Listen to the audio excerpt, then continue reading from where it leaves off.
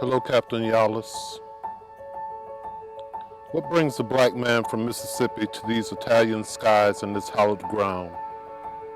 What brings one still living within the dream of our nation's potential to this field of eternal sleep? Bernard, this has been a journey where along the way many voices added themselves to the conversations about you.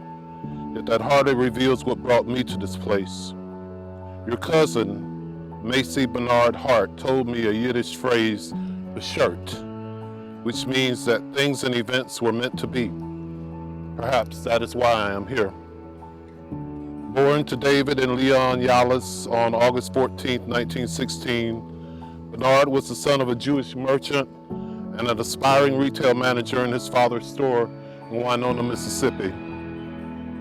A Winona, unwilling and unproven in those times to see beyond the color of one's skin. On December 7, 1940, Bernard joined the U.S. Army at Camp Shelby in Hattiesburg, Mississippi. Bernard, you stepped on a train from Winona to Hattiesburg, but your footprints went much deeper into history's shifting sands as you would join the All-African American Division of the 92nd Infantry Division Buffalo Soldiers. Being a white captain of an all-black division mirrored the paradoxical vision of America, not wholly prepared to regard all men as equal, souls created by a higher power, yet diminished by the laws of men to remain separate and unequal.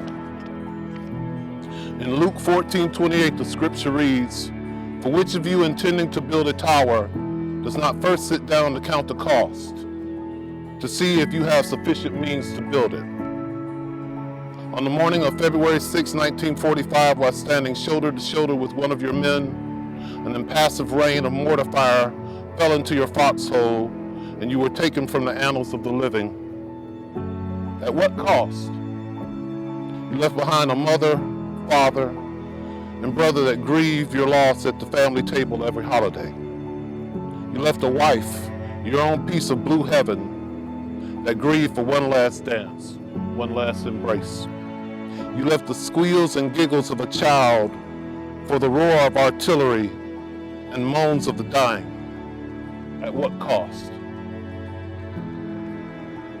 The cost of freedom paid by your blood revitalized the grateful nation to be great once more. It was the sacrifice of Bernard and his men of Company F on the fields of Italy that allow me to speak before you today. Bernard, your price was sufficient. Tikkun Olam in Hebrew means repair of the world.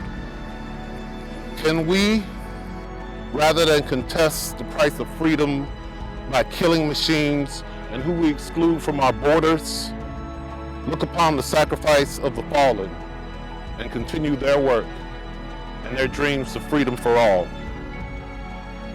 It is sufficient for their ultimate sacrifice.